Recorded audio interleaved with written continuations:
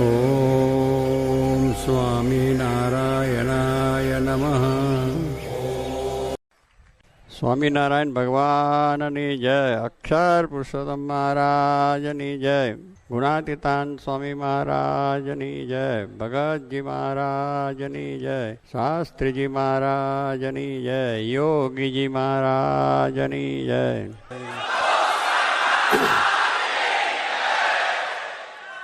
આજે ગુરુ પૂર્ણિમાનો દિવસ એટલે આપણા ભારતીયો માટે અને તમામ દુનિયાને માટે ઉત્તમ દિવસ છે. કારણ કે ગુરુના આશીર્વાદ મેળવીને આપણે આપણા જીવન જીવવાનું છે કે એમાંથી આપણને જે પ્રેરણા મળે, આદેશ મળે એ પ્રમાણે આપણે જીવન જીવીએ તો આપણા જીવનને શાંતિ પણ મળે અને આત્માનું શ્રેય પણ થાય. કારણ કે આ વ્યાસ ભગવાન જે થઈ ગયા, જેને 17 પુરાણ પછી 18મું ભાગવત પણ રચ્યું છે અને બધાના ગુરુ પણ કહેવાય છે, જે કંઈ આગળ બધા ઋષિઓ થઈ ગયા એના. અને એમને આ બધું આપણને જે વેદ ઉપનિષદો અને બધા શાસ્ત્રોની અંદર જે કંઈ જ્ઞાન આપ્યું છે અને એ જ્ઞાન પ્રમાણે જીવન જીવવાનો આદેશ એમનો પણ છે. એ જ વાત ભગવાન શ્રીજી મહારાજે પણ આપણને હમણાં જેમ કહ્યું એમ શિક્ષાપત્રી જેવો એક ગ્રંથ આપ્યો છે. એની અંદર પણ આપણને ખૂબ એવો આદેશ આપ્યો છે કે આપણે જીવન કઈ રીતે જીવવું અને એ પ્રમાણે જીવન જીવવાથી ચારે પુરુષાર્થની સિદ્ધિ થાય એમ મહારાજે લખ્યું છે શિક્ષાપત્રીમાં છેલ્લા શ્લોકમાં, કે આ રીતે જો પવિત્ર જીવન જીવે અને પોતે જો ભગવાનનો આશરો ડર રાખીને ભક્તિ કરે તો એને ચારે પુરુષાર્થ થાય: ધર્મ, અર્થ, કામ અને મોક્ષ. આ 4 પુરુષાર્થ દરેક મનુષ્યને કરવાના કહ્યા છે. ધર્મ પહેલામાં પહેલો આપણો પગ, આપણો જે મુખ્ય પાયો છે એ ધર્મ કહ્યું એને. જો ધર્મનો પાયો આપણો મજબૂત હોય તો બધા પુરુષાર્થની સફળતા મળે. ધર્મ વગરના મનુષ્યને પશુ જેવા કહ્યા છે. ધર્મેને હીના પશુભીર નરાણા, કે જેના જીવનમાં ધર્મ નથી એ મનુષ્ય પશુ સમાન. પશુને જેમ ખબર નથી એમ આપણે જીવન જીવતા હોય. આપણે છે એ જરા ખાઈએ પીએ, સારી રીતે મહેલની અંદર બેસીને જમીએ, મકાનની અંદર છે વ્યવસ્થિત જમીએ, પેલા રસ્તા ઉપર જમીએ પશુઓ. અને એ નિંદ્રા લે છે એ રસ્તા ઉપર લે છે, આપણે જરા પલંગ ઉપર લઈએ છીએ. ફેર એટલો છે. અને એવું જીવન જો આપણે જ જો જીવતા હોય તો પછી એને પશુ જેવો કહે છે. એટલે એ મનુષ્ય ઉત્તમ તે આપણને આપ્યો છે. એને અંદર જો ધર્મની દ્રઢતા થાય, ધર્મ એટલે શ્રીજી મહારાજે કહ્યું સદાચાર, ધર્મ જ્ઞેયો સદાચાર. એટલે સદાચાર એ મોટો ધર્મ છે. અને એ ધર્મનું જો આચરણ આપણી અંદર હોય, સદાચરણ એટલે સદાચાર. સદ એટલે પરમાત્માના આજ્ઞા મુજબ જીવન જીવવું. સત એવા સત્પુરુષો, મહાન પુરુષો જે અવતારી પુરુષો થઈ ગયા એમના આદેશ મુજબ જીવવું એ સદાચાર. તો એની અંદર શ્રીજી મહારાજે શિક્ષાપત્રીમાં આપણે આદેશ આપ્યા છે.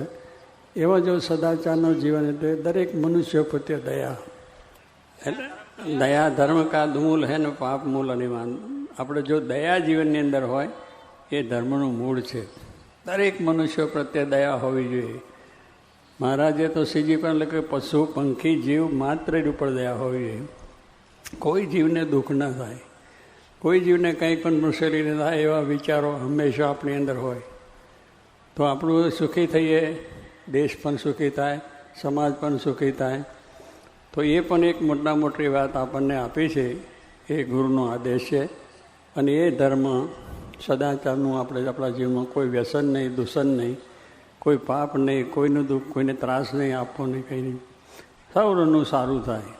પૂજ્ય યોગીજી મહારાજ કાયમ માટે આપણે બોલતા, આપણે સાંભળ્યું છે, ખૂબ વખત સાંભળ્યું છે કે સ્વામી કહેતા કે સર્વનું ભલું થાવ, સર્વ મનુષ્યનું ભલું થાવ. એમને કંઈ નાત જાતના કોઈ ભેદ ગણ્યા નથી. જેમ શ્રીજી મહારાજે નાત જાતના ભેદ ગણ્યા નથી, દરેકનું હિત થાય. શિક્ષાપત્રી લખી છે, એમાં લખ્યું એમને સર્વજીવ હિતાવહ. પહેલું જ એમને શિક્ષાપત્રીમાં પહેલું જ લખ્યું કે સર્વજીવ હિતાવહ, દરેક જીવનું હિત થાવ. એમાં પછી કંઈ નાત જાત દેશ વેદ જે કશું જ નહીં. મનુષ્ય માત્ર, પશુ માત્ર, જીવ પ્રાણી માત્રનું નહીં. હું હિત કરવા માટે આવ્યો છું અને એને માટે આ શિક્ષાપત્રી લખ્યું. એમ જોગી મહારાજ પણ કહેતા ભગવાન સર્વનું ભલું કરો. બસ એમની પાસે એક જ હતું કે ભગવાન સર્વનું ભલું કરે, અને એ રીતે એમના જીવનમાં જીવ્યા હતા. એ પ્રેરણા આપણને આપી છે. તો એ જ ધ્યાનમાં જે આપણો જીવનની અંદર છે, અને એ સદાચાર જો આપણે રાખીશું તો ખૂબ મોટું કામ આપણા માટે થાય છે. એટલે પહેલાં પહેલું જીવનની અંદર ધર્મ પુરુષાર્થ એ મુખ્ય વસ્તુ છે. એ પાયો છે. જો બિલ્ડિંગ મોટું કરીએ 50 માળનું 100 માળનું અને 100 માળનું, તો એની અંદર પાયો બહુ મજબૂત કરવો જોઈએ. અને એ પાયો જો મજબૂત હોય તો પછી ગમે એટલા અત્યારે તો બોલો છે પૃથ્વીનો આપણે આવે છે ને ભૂકંપ, એમાં ભૂકંપને એ થાય એવા પણ મકાનો થાય છે. કેવી રીતે બંધાય છે કે જેથી કરીને પાયો નાખ્યો હોય તો ભૂકંપ ગમે એટલું આવે તો પડે નહીં. તો એ પાયો જો મજબૂત હોય તો આપણું જીવન સારું બને. એટલે આપણા જીવનમાં ઝંઝાવટ આવે, જેમ ભૂકંપ આવે છે, હવા આવે છે, બીજું ઘણી કરી આવે, પણ એવાની અંદર જો આપણે ટકી રહેવું હોય તો આપણો ધર્મ, અને એ જો આપણે બરાબર હોય તો ઘણે તો દુઃખ આવે, ગમે મુશ્કેલી આવે, ગમે ત્યાં પ્રશ્નો આવે, તો એ ભગવાનને યાદ કરીએ અને ભગવાને આપણે આપેલો ધર્મના પ્રમાણે આચરણ હોય તો સરળ. એટલે ધર્મ છે એ મુખ્ય વસ્તુ છે. અર્થ, એટલે અર્થ એટલે પૈસો. પૈસો જે આપણે કમાવો છે એ ના નથી. શાસ્ત્રોમાં કહ્યું છે તમે કમાવો, દેશ પરદેશ જાઓ, ગમે ત્યાં જે પણ પૈસા કમાવો, પણ પૈસા નીતિને પ્રમાણિકથી કમાવો, ખોટી રીતે નહીં, કોઈને દુઃખ આપીને નહીં, કોઈને ત્રાસ આપીને નહીં, કોઈને હેરાન પરેશાન કંઈ નહીં, જૂઠું કરીને નહીં. નીતિથી કરો, નીતિથી ભાઈ કમાવો તો એ સુખ આપશે, પૈસો સુખ આપશે, અને આપણને સુખી થશું, બીજાએ સુખી થશે. તો અર્થ છે એ પણ ધર્મમાં, સદાચારમાં રહીને કરવો. અર્થ એટલા ધર્મ, અર્થ અને કામ, જે આપણી ઈચ્છાઓ છે, જે દરેક પ્રકારની આ સંસારિક, વ્યવહારિક, બીજી ત્રીજી, એ પણ ધર્મમાં રહીને. પણ આપણે એ ધર્મ વિરુદ્ધની ઈચ્છાઓ બધી છે. અત્યારે તો બધી આપણે જોઈએ છીએ કે નાટકને સિનેમાની અંદર કેટલી બધું અશ્લીલ, બીજું ત્રીજું બધું આપણે જોઈએ છીએ, અને એનાથી શાંતિ થતી નથી. તો એક છે એ પ્રમાણે છે ધર્મ, અર્થ, કામ અને મોક્ષ. ચોથો પુરુષાર્થ મોક્ષ કયો? જો પહેલો ધર્મ પાયો છે, પછી આપણી સંસાર વ્યવહારની પ્રવૃત્તિ કરવી, એમાં પણ એ ધર્મને આધારે થઈએ અને જો એ પ્રમાણે કરીએ તો ભગવાનની પ્રસન્નતા થાય અને મોક્ષની પ્રાપ્તિ થાય. મોક્ષની એટલે જોગી મહારાજ કહેતા મોહનો ક્ષય, એનું નામ મોક્ષ. આપણો મોક્ષ કરવો છે તો પહેલો તો મોહ ટાળવાનો. આપણે મોહ થઈ ગયો છે. જે વસ્તુ ખોટી છે સાચી બને છે, સાચી વસ્તુ ખોટી બને ગઈ. આ બધું નાશવંત છે, આપણે જાણીએ છીએ. આપણો દેહ પણ તૂટી જાય, પણ એમાં આસક્તિ છે, તેને લઈને આપણે કેટલું બધું અનર્થ થઈ જાય. તો કહેવાનું કે એ પ્રમાણે આપણા જીવનની અંદર આ મોહ છે એને ટાળવાનો છે. મોહ એટલે આ સ્વામીએ કહ્યું, મોહ એટલે શું? જે ખોટી વસ્તુ, એટલે જગત ખોટું છે. આ બધી વસ્તુ છે દેખાય છે પણ ખોટી છે, એ પણ નાશવંત છે. કઈ વસ્તુ સાથે આવતી નથી, આવવાની પણ નહીં. ભગવાન સત્ય છે, સનાતન છે, દિવ્ય છે, એના થકી આપણને લાભ થાય છે, મોક્ષ થાય છે. તો સ્વામી કે જે પ્રમાણે જો સમજણ થાય કે આમાંથી આપણે જેમ જેમ આપણે સત્સંગ કરતા જઈએ, જેમ જેમ શાસ્ત્રો વાંચતા જઈએ, જેમ આપણે સારે માર્ગે ચાલતા રહીએ, તો આપણી અંદર સારા વિચારો આવે અને એને કરીને આપણો મોક્ષ પણ થાય. એટલે આપણે શું, આપણું અજ્ઞાન જતું રહે છે. આપણું અજ્ઞાન શું છે કે આ દેહ છે, નથી છતાં આપણે માન્યું મારું છે, અજ્ઞાન છે. જ્ઞાન થાય તો દેહ નથી આપણું, આપણી નાત નથી, જાત નથી, કુટુંબ નથી, પરિવાર નથી, દેશ નથી, વેશ નથી, કોઈ પણ વસ્તુ નથી. આપણે તો આપણે સમજીએ તો કે આપણી તો માની બેઠા છે કે અમારી નાત છે, અમારી જાત છે, હું આ ફલાનો ભણેલો ગણેલો વિદ્વાન પંડિત પૈસાદાર કોઈ નથી. મૃત્યુ થયા પછી કશું રહેતું નથી. તો સ્વામી કહે છે એ પણ જાણવાનું કે એક વખત મૂકવાનું છે. તો વ્યવહાર તો કરવાનો છે, તમે વ્યવહાર બધો જ કરો, ગ્રસ્તની રીતે, પૈસા ટકાની રીતે બધું જ કરો, પણ એક દિવસ મૂકવાનું છે. એ આસક્તિ રહિત, જેમ જનક રાજા રાજ કરતા હતા, આસક્તિ રહિત કરતા હતા, તો એને આખું રાજ પોતાનું નાશ પામવા માંડ્યો, અગ્નિ લાગ્યો. તો એને કંઈ નહીં, કથા બેસી રહ્યા કે કેમ શું ટકા રાજા તમારું બધું, કે મારું કંઈ છે નહીં, હું ઉઠવા ઉઠું. બીજા બધા તો પોતાનો ઘર મકાન ઓલવવા માટે ગયા, પણ રાજા બેસી રહ્યો કથામાં અને કહ્યું કેમ નહીં? તો આ મારું કશું છે જ નહીં, જે મારું છે એ નહીં. તો એને હતું તો એને બધો શોક ના થયો, થાય છે દરેક જવાનું છે, આપણે જાણીએ છીએ જવાનું, પણ એને માટે આપણે સાચું ખોટું પ્રપંચ કરીને કેટલા બધું થાય છે અનર્થ, એ ન થઈ શકે કે ભાઈ મૂકવાનું છે. તો જો કહેવાનું છે કે દેહ મિથ્યા છે, દેહ નાશવંત છે, આ જે વસ્તુ છે પણ નાશવંત છે, એ જ્ઞાન છે. જ્ઞાન જો આપણને થાય તો વાંધો આવે નહીં. અને એવું જે જ્ઞાન છે આત્મા અને પરમાત્માનું જે જ્ઞાન કહે છે કે હું આત્મા છું, અક્ષર છું, બ્રહ્મ છું, અને એ મારું સ્વરૂપ છે, એ થઈને મારે ભગવાનની ભક્તિ કરવી છે. તો પછી કોઈ જાતનું આપણને આવરણ આવે નહીં, કોઈ જાતનું દુઃખ ના આવે ને. પરમાત્મા છે, સત્ય સનાતન છે, એ જ આ બધું કરી રહ્યા છે, એમની ઈચ્છાથી જ બધું થાય છે. સારું કે નરસું એ ભગવાન જ કરે છે. આપણા માટે જો સમજીએ તો વાંધો આવે નહીં. તો કહેવાનું શું છે કે દરેકની અંદર ભગવાન દરેકનું સારું કરવા આવ્યા છે, કોઈનું ખોટું કરવા આવ્યા નથી. પણ આપણી માન્યતાઓ છે કે સારું કર્યું તો ભગવાને કર્યું, અને ખોટું કર્યું તો સારું કર્યું તો મેં કર્યું, અને ખોટું કર્યું તો ભગવાને કર્યું. ભગવાન કોઈનું ખોટું કરવા નથી, સારું કરવા આવ્યા છે. પણ આપણું પેલું અજ્ઞાન છે એટલે મેં કર્યું થાય છે, હું કર્યું, પણ કંઈ હું છે ત્યાં કંઈ અજ્ઞાન છે. તો એ બધું ટાળવાની વસ્તુ મહારાજે આપણને કરી છે. એ ટાળીને આપણે જો આપણું કાર્ય કરીશું તો કોઈ જાતનો આપણે વાંધો ના આવે. અને આદેશ આપણને આ બધો મળ્યો છે જે શાસ્ત્રોની અંદરથી મોટા પુરુષો થકી, અને એવી રીતે ત્યાં આત્માનું જ્ઞાન વાત કરી. તો એવા જે સત્પુરુષ જ્યાં પૃથ્વી ઉપર પ્રગટ આવ્યા, ગુણાતીતાન સ્વામી મહારાજ લઈને એમને કહ્યું કે એમના દ્વારા તમને બધાને સુખ મળશે. તો ગુણાતીતાન સ્વામીને વિશે આત્મબુદ્ધિ કરી, બધાને સુખ મળ્યું. શાસ્ત્રી મહારાજ એવા પુરુષ હતા, જોગી મહારાજ એવા પુરુષ હતા, એ સાચા ગુરુ હતા.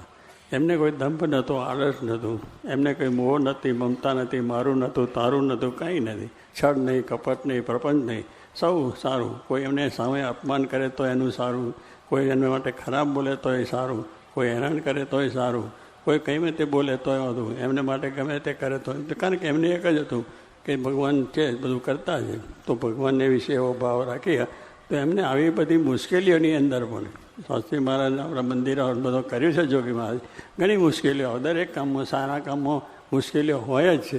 અને એ મુશ્કેલીઓનું નિવારણ આપણે કરવું, એ આવા જ્ઞાનથી આપણે નિવારણ થાય છે કે ભગવાન કરતા છે, જે કરે સારું છે, આપણે એમાંથી ઘણું પ્રાપ્ત.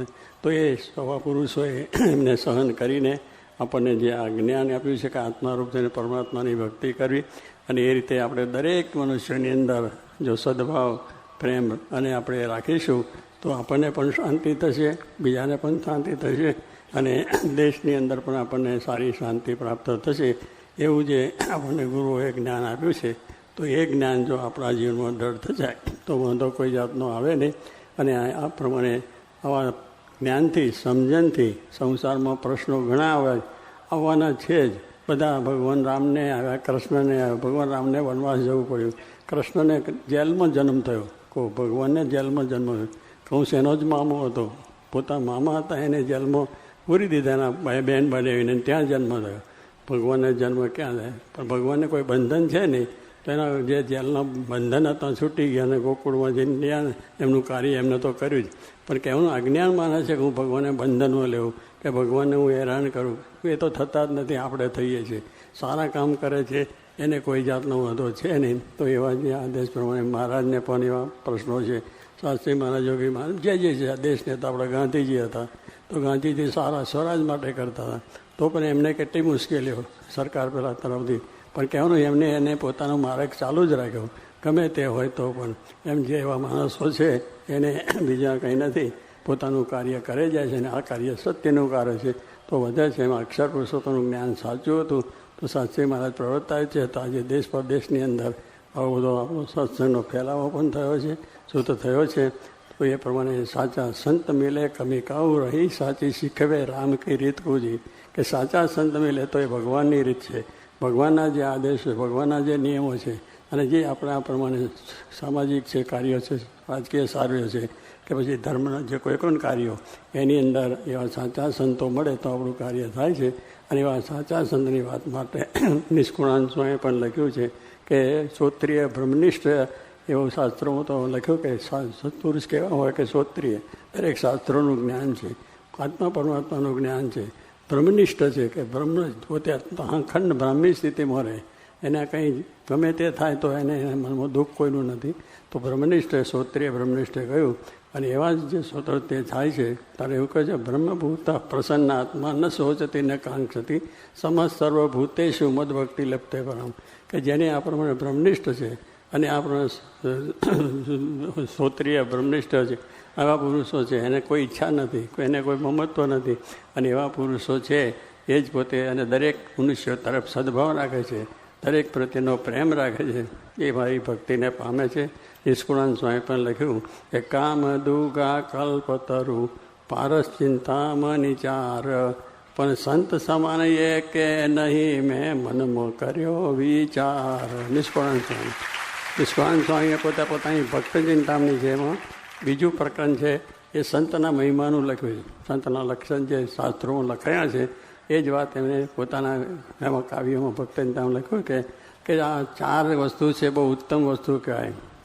કામદુગા એટલે કામદુગા ગાય બહુ દૈવી ગાય છે, શાસ્ત્રોમાં લખ્યું છે.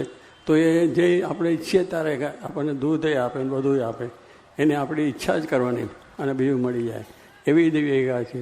તો આપણે જો એની પાસે જઈએ તો એ પણ આપણને સારી વસ્તુ આપે છે.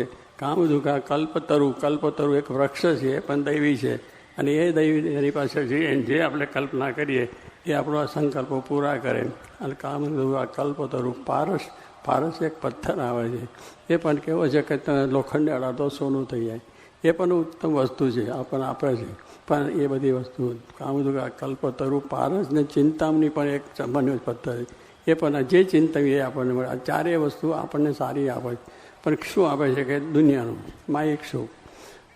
આપણે જે કલ્પીએ છીએ કે પૈસા આપે, ટકા આપે, બંગલા આપે, મોટર આપે, જેમ જે મળે, પછી જે નાશવંત છે આપે છે ખરા એ વસ્તુ ઉત્તમ છે બધી, પણ 4 વસ્તુ જે આપે છે આપે કહ્યું નાશવંત આપે. એને જે કરીએ આપણે, કારણ કે આપણે જીવનો નાશ, આપણે જે માયાવી જીવ છે એટલે એની પાસે એ જ માગીએ કે અમને આ મળો તે મળો, તો એ આપે છે ને. પણ સ્વામી નિષ્કાંત કહ્યું કે બધું છે પણ આ પ્રમાણે નાશવંત. તો કહ્યું કે એ સંત સમાન એ કે નહીં એ મેં મનમાં, એટલે બધી વસ્તુ આપે છે પણ સંત સમાન એ કે નહીં મેં મનમાં કર્યો વિચાર. કામ દુગા છે પણ સંત સમાન નથી. સંત જે આપે છે એ આપણને ભગવાન આપે છે, સાચી વસ્તુ આપે છે, પરમાત્માનું જ્ઞાન આપે છે, અને એ જ્ઞાનથી આપણા જીવનો આ લોક ને પરલોક બે આપણો સુધારે છે. એવું જ્ઞાન, એવું જે એવા સંત જે આ વાત કયા એ કે જે એનાથી ઉત્તમ શાંત છે, ધર્મ, જ્ઞાન, વૈરાગ, ભક્તિ, સત્ય, દયા, હિંસા, બ્રહ્મચર્ય એવા જે ગુણોથી યુક્ત છે એ બધાને એવું જ્ઞાન આપે છે આત્મા પરમાત્માનું. અને જેને કરીને આપણે સર્વ પ્રકાર સુખિયા થયા છે. અને જે કંઈ આપણા લોકના મોહ મમતાઓ મૂકીને કહે છે કે આપણે આ લોકનું પણ સુખ મળે છે, પરલોકનું પણ સુખ મળે છે. તો સાચા સંત સેવે આપણને આ બધો લાભ છે. એટલે ગુરુ, જેને આપણે ગુરુ કહીએ છીએ, એવા ગુરુઓ જેને મળ્યા છે એના આખ્યાન આપણે શાસ્ત્રોમાં વાંચીએ છીએ. એના થકી લોકોને, સમાજને, રાષ્ટ્રોને અને બધાને લાભ થયો છે. તો આપણે ભગવાનને આ રીતે પ્રાર્થના કરશું કે જેથી કરીને આપણને ખૂબ સુખ શાંતિ કરી થાય.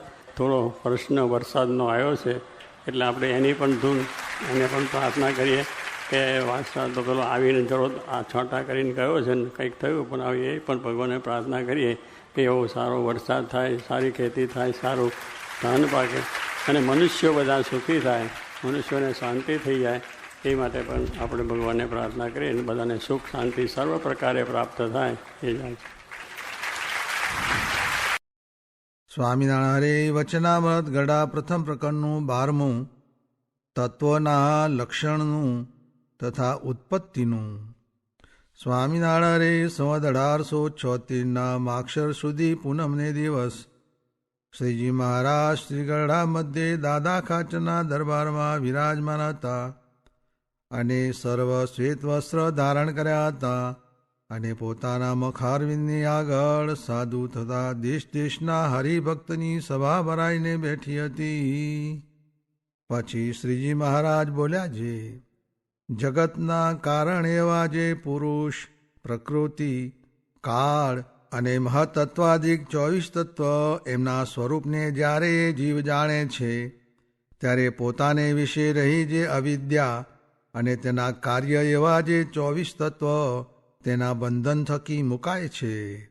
ત્યારે મુક્તાનંદ સ્વામીએ પૂછ્યું, જે હે મહારાજ, એમનું સ્વરૂપ કેમ જાણ્યામાં આવે? ત્યારે શ્રીજી મહારાજ બોલ્યા, જે એમના સ્વરૂપ તો એમના લક્ષણને જાણવે કરીને જણાય છે.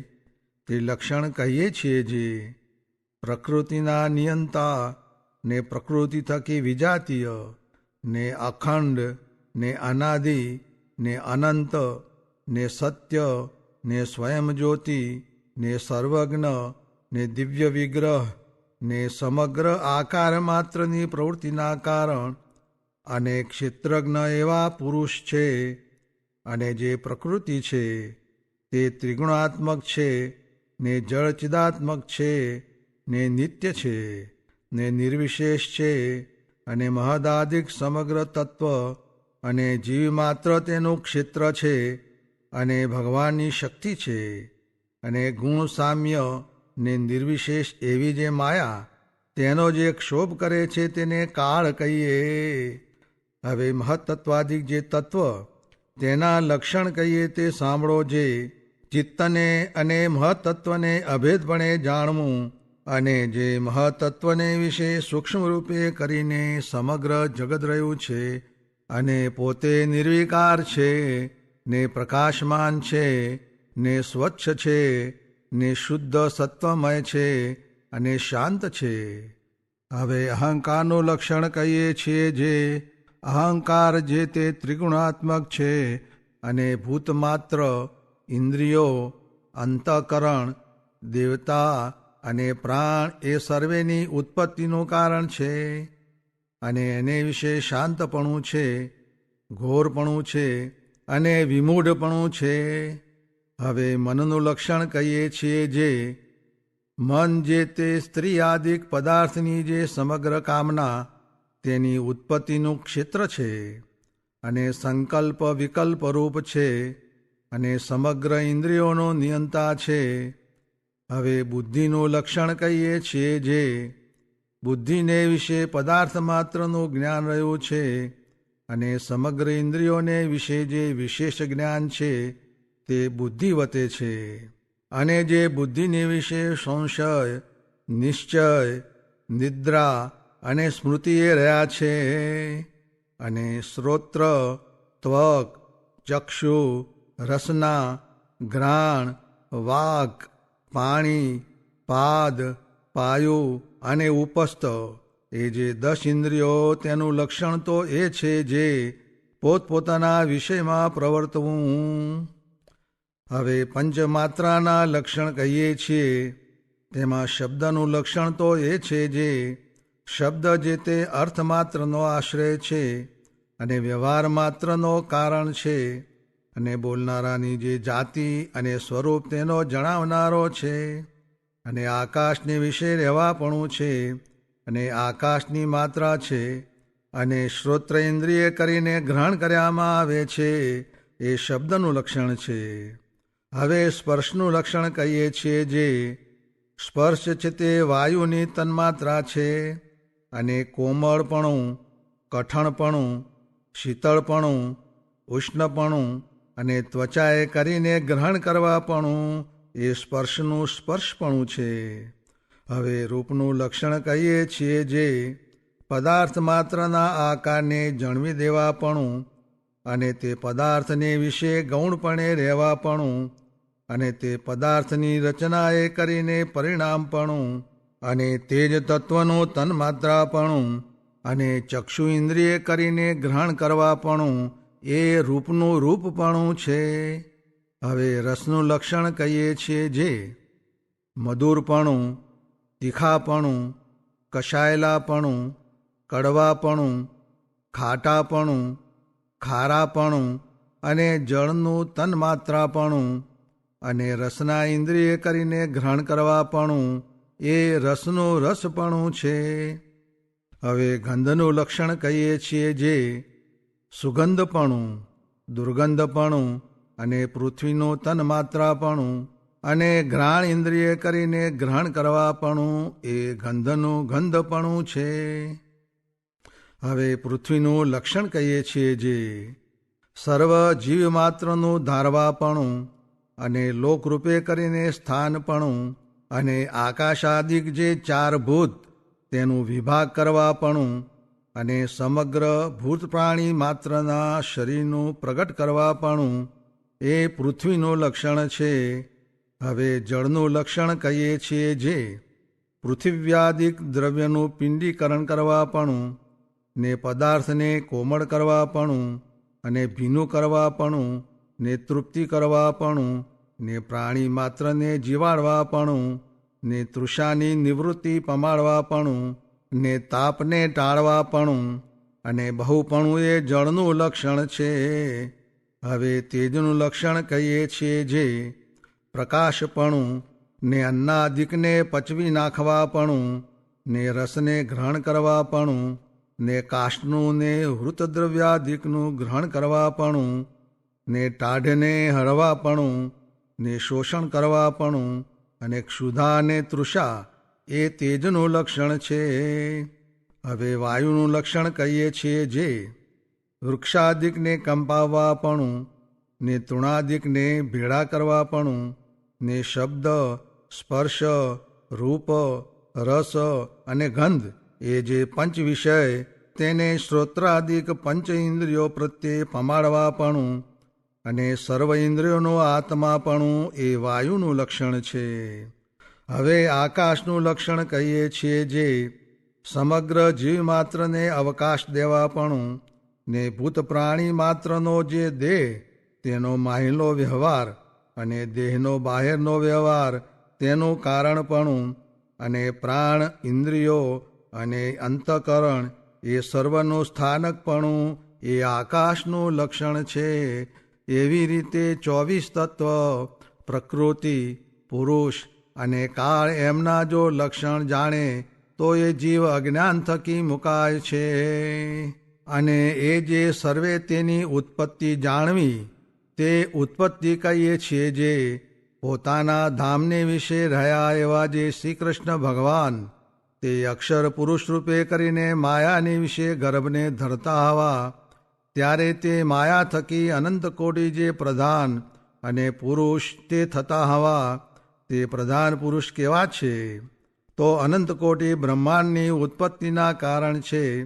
તે મધ્યે એક બ્રહ્માંડની ઉત્પત્તિના કારણ જે પ્રધાન પુરુષ તેને કહીએ છીએ જે પ્રથમ પુરુષોત્તમ એવા જે શ્રી કૃષ્ણ ભગવાન તે પુરુષ રૂપે કરીને પ્રધાનને વિશે ગર્ભને ધરતા હવા પછી તે પ્રધાન થકી મહતત્વ ઉત્પન્ન થતું હોવું અને મહતત્વ થકી 3 પ્રકારનો અહંકાર ઉત્પન્ન થતો હોવો તેમાં સાત્વિક અહંકાર થકી મન અને ઇન્દ્રિયોના દેવતા ઉત્પન્ન થતા હવા અને રાજસ અહંકાર થકી 10 ઇન્દ્રિયો બુદ્ધિ અને પ્રાણી ઉત્પન્ન થતા હવા અને તામસ અહંકાર થકી પંચભૂત અને પંચતન માત્રા એ ઉપજતા હવા એવી રીતે સમગ્ર તત્વ ઉપજ્યા.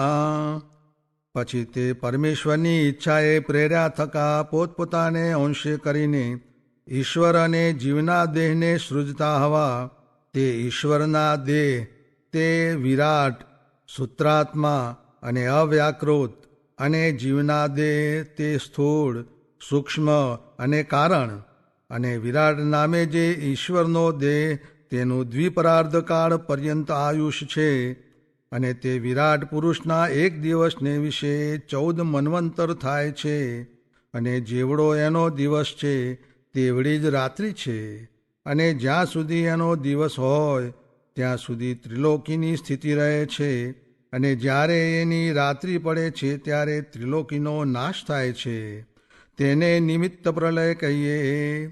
અને જ્યારે તે વિરાટ પુરુષનો દ્વિપરાર્ધ કાળ પૂરો થાય છે ત્યારે વિરાટ દેહનો સત્યાદિક લોકે સહિત નાશ થાય છે અને મહદાદિક જે 24 તત્વ પ્રધાન પ્રકૃતિ અને પુરુષ એ સર્વે મહામાયાને વિશે લય પામે છે તેને પ્રાકૃત પ્રલય કહીએ. અને એ મહામાયા તે અક્ષર બ્રહ્મના પ્રકાશને વિશે લય પામે છે. જેમ દિવસને વિશે રાત્રિ લય પામે છે તેમ લય પામે છે તેને આત્યંતિક પ્રલય કહીએ. અને દેવ દૈત્ય અને મનુષ્યાદિકના જે દેહ તેનો જે ક્ષણ ક્ષણ પ્રત્યે નાશ તેને નિત્ય પ્રલય કહીએ. એવી રીતે જે વિશ્વની ઉત્પત્તિ સ્થિતિ અને પ્રલય તેને જો જાણે તો જીવને સંસારને વિશે વૈરાગ્ય થાય અને ભગવાનને વિશે ભક્તિ થાય છે. અને જ્યારે સર્વે બ્રહ્માંડનો પ્રલય થાય છે ત્યારે જે સર્વ જીવ છે તે તો માયાને વિશે રહે છે, અને જે ભગવાનના ભક્ત છે તે તો ભગવાનના ધામમાં જાય છે. ત્યારે વળી મુક્તાનંદ સ્વામીએ પૂછ્યું છે, તે ભગવાનનું ધામ કેવું છે? ત્યારે શ્રીજી મહારાજ બોલ્યા છે, તે ભગવાનનું ધામ તો સનાતન છે, નિત્ય છે, અપ્રાકૃત છે, સચ્ચિદાનંદ છે, અનંત છે અને અખંડ છે. તેને દૃષ્ટાંતે કરીને કહીએ છીએ, જેમ પર્વત વૃક્ષાદિકે સહિત અને મનુષ્ય, પશુ, પક્ષી આદિકની જે આકૃતિ તેણે સહિત એવી જે આ સમગ્ર પૃથ્વી તે કાચની હોય, અને આકાશને વિશે જે સમગ્ર તારા તે સર્વ સૂર્ય હોય, પછી તેને તેજે કરીને તે સમગ્ર આકૃતિએ સહિત કાચની પૃથ્વી જેવી શોભે તેવી શોભાએ યુક્ત ભગવાનનું ધામ છે. એવું જે ભગવાનનું ધામ તેને ભગવાનના ભક્ત છે તે સમાધિને વિશે દેખે છે, અને દેહ મૂક્યા પછી એ તેજોમય જે ભગવાનનું ધામ તેને પામે છે. ઇતિ વચનામૃતમ. એ રીતે ગરડા પ્રથમ પ્રકરણનું 12મું વચનામૃત જે તે થયું.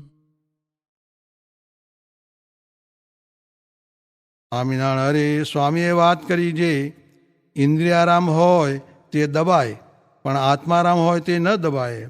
કેમ જે ઇન્દ્રિયારામને તો સેવા કરીને કે પદાર્થ આપીને પણ દબાવીએ, પણ આત્મારામ હોય તે શા સારું દબાય?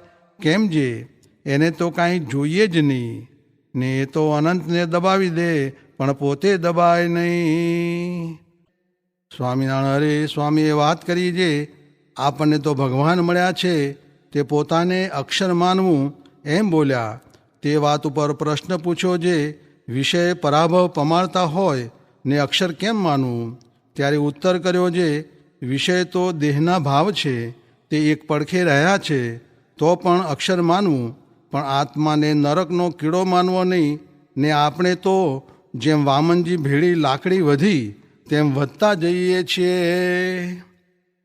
સ્વામિનારાયણ હરે સ્વામીએ વાત કરી જે પુરુષને સ્ત્રીના જેવું હેત ભગવાનમાં થાય નહીં, એને તો જ્ઞાને કરીને હેત થાય.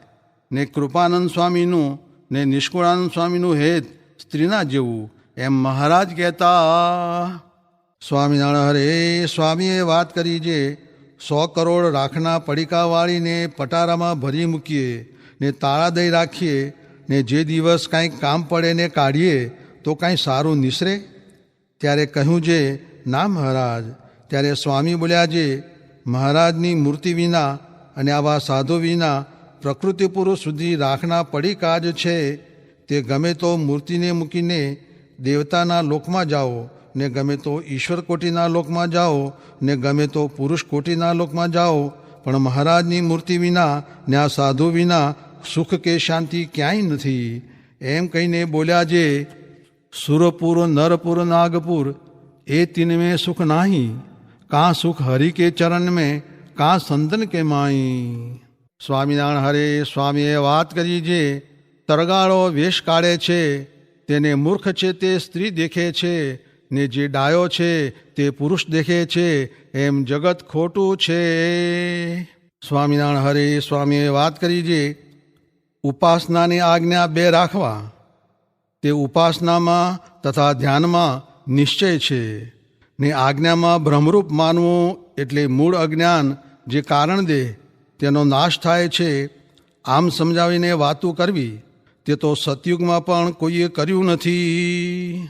સ્વામિનારાયણ હરે સ્વામીએ વાત કરી જે સાંખ્યવાળાને દેશકાળ લાગે છે એમ કહીએ તો ઉન્મત્ત થઈ જાય, ને જ્ઞાની હોય સાંખ્યવાળા હોય તેને આ લોક સાચો મનાય જ નહીં, ને બીજાને તો ખોટો મનાય જ નહીં. સ્વામિનારાયણ હરે સ્વામીએ વાત કરી જે પોતપોતાનો દેહ સારો લાગે, ગામ સારું લાગે, દેશ સારો લાગે, એ તો દેવની માયાનું બળ છે. સ્વામિનારાયણ હરે સ્વામીએ વાત કરી જે આ ગંગાજી પર્વત ફોડીને સમુદ્રને મળ્યા, તે તો મળે કેમ જે પાણી ઝાઝું થાય ત્યારે એમ થાય, પણ આ જે પંચ વિષય તે તો એથી આકરા છે. કેમ જે બ્રહ્મા શિવ સરખાને ભૂલાવ્યા, ને ઇન્દ્રને 1000 ભગ થયા, ને ચંદ્રમાને કલંક લાગ્યું, એવા મોટા મોટાને ને રાવણાદિકને દુઃખ થયું, ને સૌભરીને છેતર્યો, ને પરાશરને એકલ શૃંગી એ આદિ કંઈકને લૂંટ્યા. તે માટે તેનો જોગ જ ન કરવો. ને આ તો મહારાજે પ્રગટ થઈને રાખ્યું છે, આવું તો કોઈએ બાંધેલ નહીં. ને મોટા મોટા અવતારે પણ કજિયા કર્યા છે, પણ આવો માર્ગ તો કોઈએ પ્રવર્તાવ્યો જ નથી. તે મહારાજે વેદરસમાં કહ્યું છે જે, હે પરમહંસો, આ સ્ત્રીરૂપી તલવારની જે તીખી ધારા, તેણે જે પુરુષ નથી હણાણો તે તો દેવનો પણ દેવ છે. માટે એ ધારા કાંઈ થોડી નથી, એ ધારા તો બહુ જ આકરી છે, માટે તેનો જોગ જ ન થવા દેવો. સ્વામિનારાયણ હરે. સ્વામીએ વાત કરી છે, આ દેહમાંથી તો 9 દ્વારે ગંધ ઉઠે છે. તે દેહ સારું કેટલીક વાતું થાય છે ને બખેડો થાય છે.